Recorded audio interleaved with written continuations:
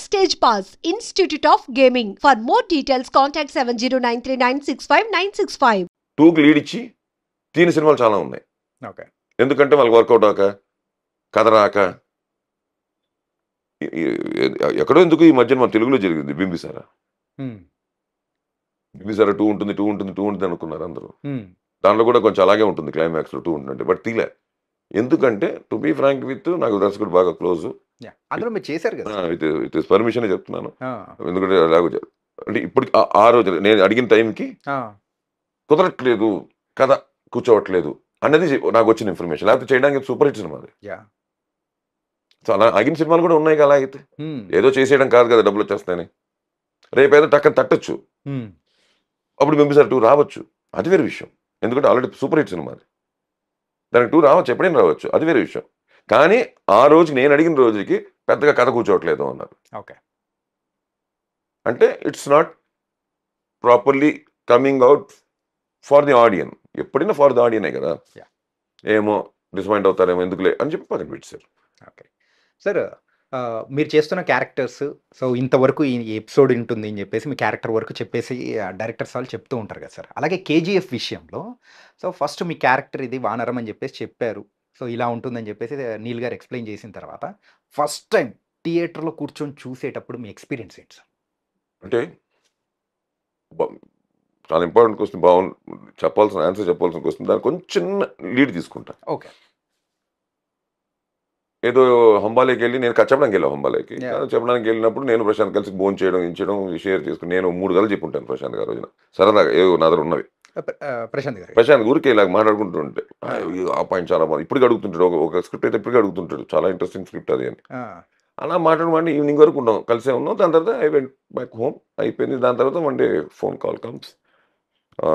మన రామారావు, మన కైకాల రామారావు, చిన్నబాబుని పిలుస్తాం, సత్యనారాయణ గారు అబ్బాయి, కైకాల సత్యనారాయణ గారు అబ్బాయి. తన హంబాలే వాళ్ళతో ఈస్ టుగెదర్. అండ్ నాకు ఫోన్ చేసి ఇలాగ కేజీఎఫ్ జరుగుతుంది కదా, కేజీఎఫ్లో ఒక ఇంపార్టెంట్ క్యారెక్టర్ ఉంటుంది, డైరెక్టర్ ప్రశాంత్ తెలుసు. అయ్యో నాకు తెలియదు. అప్పటికే స్టార్ట్ అయ్యి ఒక విధంగా చెప్పాలి, దీనిలో వేషం వస్తే ఎలా ఉంటుంది అనుకో ఫీలింగ్ కూడా ఉంది నాకు. ఎందుకంటే ఆల్రెడీ అది జరిగి సెట్ పడిపోవడం, గొడవలు జరుగుతున్నాయి. అంటే అప్పటికే నేను ఒక 4 సినిమాలు చేస్తున్నాను అప్పుడు. ఓకే. ఈ సినిమాలు ఉంటే బాగుంది, గడ్డలు మనకి గడ్డం పెరిగింది కదా. అంటే అప్పుడే నేను గడ్డం కూడా పెంచా. 14లో మొదలెట్టాను, 15, 16 పెరిగిపోయింది గడ్డం. కట్ చేస్తే ఫోన్ వచ్చింది. సరే ఏదో వేషం ఉంటుందిలే, మంచి వేషం ఉంటుందిలే అని చెప్పి తప్పకుండా ఆఫీస్కి వస్తే రావాలి రేపు ఎల్లుండి అని చెప్పి వెళ్ళా. కథ మొత్తం చెప్పాడు. అంటే మొత్తం అంటే నా క్యారెక్టర్ 2 hours చెప్పుంటాడు. ప్లస్ కొన్ని ఎపిసోడ్ కూడా చెప్పాడు నాకు, how it will be, how it is. ఎందుకంటే మధ్య మధ్యలో చాలా ఇంటర్కట్స్ వస్తాయి కదా, అందుకే చెప్పక తప్పదైనా. దానికి ఏంటి, దీనికి ఏంటి, ఎందుకు, ఇవన్నీ చెప్పాడు. ఇంట్రెస్టింగ్గానే ఉండింది, బాగుంది అనుకున్నాము. అన్ని వానరం అని చెప్పాడు, నీ పేరు చెప్పాడు. ఆ వానరం గురించి ఒక అరగంట చెప్పాడు నాకు. అసలు వానరం అనేవాడు కథ చెప్పకుండా క్యారెక్టరైజేషన్, అసలు ఆ క్యారెక్టర్ ఏంటి, అతను ఏమనుకున్నాడో చెప్పాడు. చాలా బాగా చెప్పాడు. అయిపోయింది. అన్నీ చెప్పేసి లాస్ట్లో ఒక మాట అన్నాడు, సార్ మీకు ఇప్పుడు క్యారెక్టర్ ఎక్కించుకోండి, మీరు స్పాట్కి వస్తారు కదా నా లొకేషన్కి. The moment you enter the spot you will feel what I'm saying. నేను మీకు చెప్తున్న క్యారెక్టరైజేషను మీకు ఇప్పుడు ఎక్కకపోవచ్చు, ఇక్కడ మీరు నా లొకేషన్కి వచ్చినప్పుడు ఎక్కుతుంది మీకు అన్నాడు. Okay. That was like a challenging. మనం చిన్న చిన్న మాటలు టక్కన పట్టించుకుంటాం కదా. ఏంటిది నాలో కూడా దర్శకుడు ఉన్నాడు, నాలో నేను ఎప్పుడు అనలేదు ఆ మాట. ఇతను మాట అన్నాడంటే దీంట్లో ఏదో డెప్త్ ఉంది అనుకుని ఎక్కడో లాక్ అయింది అది. ఓకే. దాని తర్వాత మేనేజర్లు ఈనేజర్లు డేట్లు ఇచ్చారని కేజీఎఫ్లో షూటింగ్ అన్నారు. ఇలాగే ఈవినింగ్ బయలుదేరాను, మధ్యాహ్నం బయలుదేరాను. డైరెక్ట్ లొకేషన్ రమ్మన్నారు. రూమ్లో లగేజ్ పెట్టుకుని లొకేషన్ వచ్చేటి కేజీఎఫ్లో స్టే అన్నారు. 3 hours 4 hours పడుతుంది బెంగళూరు నుంచి. వెళ్ళిపోయాను. రూమ్కి వెళ్ళి ఫ్రెష్ అయ్యి వెళ్దాం పదని చెప్పి స్టాఫ్ని బయలుదేరిపోయాను. నేను స్టాఫ్ బయలుదేరి కేజీఎఫ్ సెట్కి వెళ్ళాం. ఎలా ఎంటర్ అవుతుంది. అంతకుముందు కేజీఎఫ్ సెట్లో నేను షూటింగ్ కూడా చేస్తున్నాను యాజ్ ఎ డైరెక్టర్. సో నాకు కేజీఎఫ్ సెట్ కొత్త ఏం కాదు, ఆల్రెడీ నేను షూటింగ్ చేస్తున్నాను అక్కడ. క్లైమాక్స్ ఫైట్లన్నీ చేస్తున్నా. అలా వెళ్తూ నాకు తెలుసు ఒక కర్వ్ అయిన తర్వాత అలా తిరిగి లోపలికి వెళ్తే కారు అలా వస్తే రైట్ సైడ్లో ఉంటుంది సైనైడ్ మైనింగ్ హిల్. మొత్తం సైనైడ్లో ఉండే ఒక పర్టికులర్ ఇది మట్టిలో కలిసి ఉంటుంది, ఎలిమెంట్ ఏదైనా ఉంటుంది. దాన్ని ఎక్కువ మనం ఇన్హిల్ చేస్తే అక్కడ విల్ గెట్ బ్లడ్. 90% బ్లడ్సే అందరికి లొకేషన్లో. అలాగ లోపలికి వెళ్తున్నాము, రివీల్ అవుతుంది. మీకు అర్థమవుతుందా? చెట్లు గిట్లు ఊరు ఉంటుంది, ఆ ఊరు మధ్య నుంచి అలా వెళ్తే మన కారులో కూర్చుంటే మనకి రివీల్ అవుతుంది ఆ కొండ. అంతవరకు కొంచెం కనిపించదు, ఇట్స్ లైక్ ఏ పాత్. నాకు అర్థం కదా. దిగాను, రెడీ అవ్వమన్నారు, బయటకు చూస్తున్నా కుర్చీ వేసుకుని. ఏంటి ఇది, మొత్తం కొండ మీద ఉన్నారు ఒక 500-1000 మంది జనం, షూటింగ్ జరుగుతుంది. ఓకే. అసలు నాకు అర్థం కావట్లే, ఏంద్రా బాబు అనుకున్నాను. వెళ్ళి రెడీ అయ్యాను. రెడీ అయ్యి బయటకు వచ్చి పైకి వెళ్దాం సార్, కారులో కానీ నడుచుకెళ్ళాలి అన్నారు. అందరి మధ్యలో నడుచుకెళ్తున్నాను సార్. నాకు బాగా గుర్తుంది. కొండ మీద గుడారాల మధ్యలోంచి నడుచుకుంటే మొత్తం జనం, జూనియర్స్ అందరూ డ్రెస్ వేసుకుని లేచి నుంచి నేను వస్తున్నానని. వాళ్ళందరూ నేను ఎవరో తెలుసు, దర్శకుని తెలుసు కాబట్టి వాళ్ళు దండం పెడుతుంటే I was going into the trance. I felt I'm వానరం there. What he told day one, it's happening there. నాకు అలా స్పాట్కి వెళ్ళేసరికి ఏదో షార్ట్ చేస్తున్నాడు, నంబర్ ఆఫ్ టేక్స్ అయ్యేది. అలా నుంచొని ఉన్నాను, నా చేతిలో గన్ కూడా ఉంటుంది, బాగా గుర్తున్నాడు. ఎవరో చెప్పారు, పక్క తిరిగి చూసి అలా వచ్చి అలవాటు. ఆ రోజు స్టార్ట్ చేసింది ఎండ్ డే వరకు 2 వరకు ఫుల్గా ముట్టి చూస్తాడు నేను.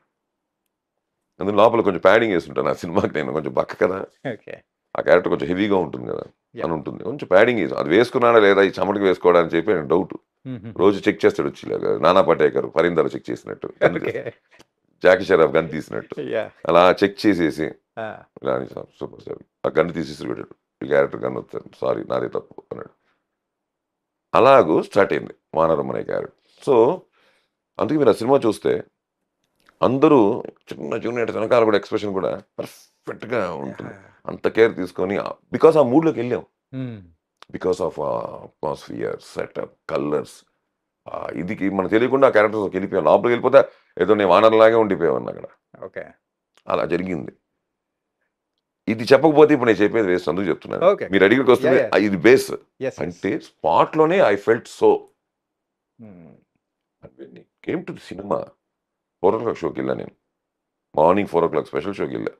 అంటే డేట్ మారిన తర్వాత వేయాలి అక్కడ స్పెషల్ షో అయినా కూడా. పర్మిషన్ ఇస్తే డేట్, అది రిలీజ్ డేట్ రోజే వేయాలి. రిలీజ్ డేట్ ముందు రోజు వేయాలి. అప్పుడు రిలీజ్ డేట్ మారిపోయిందిగా, అప్పుడు రికార్డ్స్ రాంగ్ అవుతుంది. కానీ కర్ణాటకలో ఒకటి ఉంది, స్పెషల్ షో అయినా ఆ రోజే వేయాలి. ఆఫ్టర్ 12 ఎస్ యాజ్ యూ సెడ్. అందుకు 4 o'clock పడింది షో, మార్నింగ్ 4 గంటలకు. అదే హిస్టరీ పడ్డం.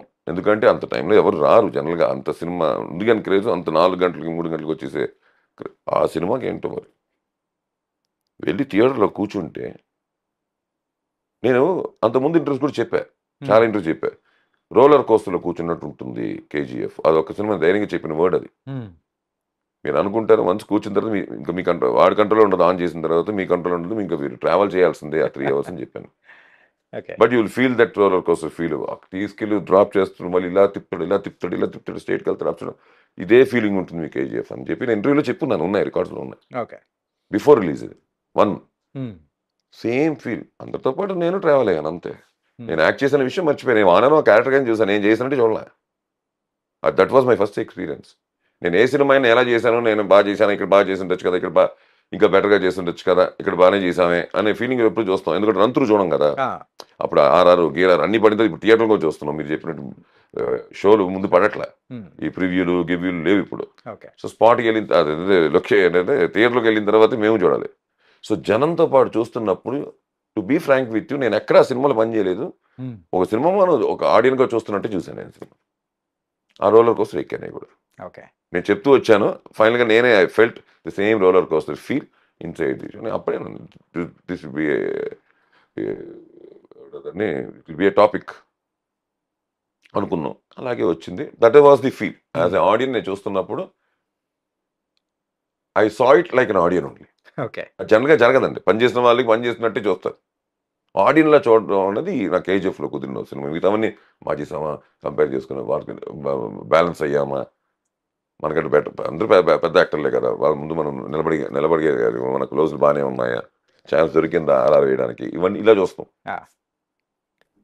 ఎందుకంటే ఇవాళ చేసింది రేపటికి పాతేగా, అంతే కదా సార్. అలాంటిది ఇవాళ చేసింది 6 నెలల తర్వాత 1 year రిలీజ్ అవుతాయి సినిమాలు. అంటే అప్పటికి ఏం కావాలో 1 year తర్వాత అడ్వాన్స్గా వాళ్ళకి ఏం కావాలో ఇక్కడ ఆలోచించుకొని చేయవలసిన పరిస్థితి. ఇంతకుముందు 3 నెలలు 4 నెలలు అయిపోయాయి సినిమాలు. ఇప్పుడు అలా కాదు కదా, 1.5 year అవుతున్నాయి ప్రాక్టికల్గా వచ్చేసరికి, బికాస్ ఆఫ్ సీజీ ఇంకా లేట్ కూడా అవుతున్నాయి.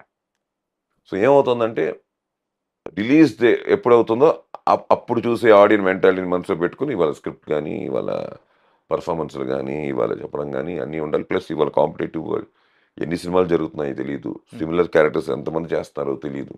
మనకంటే ఒక వారం ముందు వచ్చి మన చేసినలాంటి క్యారెక్టర్ ఇంకోళ్ళు చేసి సూపర్ హిట్ ఇచ్చేసి ఉంటారు, దాంతో కంపేర్ చేసేస్తారు సంబంధం లేకుండా. మనకు సంబంధం లేదు.